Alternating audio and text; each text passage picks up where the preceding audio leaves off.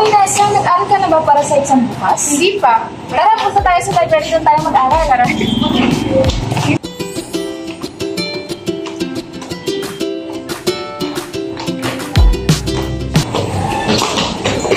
Nessa, tara, punta tayo. Kanina pa kita hinahanap. Tara, mall tayo. Huwag kang sasama. Mag-aral ka para makakuha ka ng mataas na grado at makapasa sa exam mo. Sige na. Sumama ka na. Kasi doon, huwag ka na mag-aral. Sumama ka na. Sumama ka na. Sumama ka na. Ang tagal mo nang isip mo, ano? Sasama ka ba?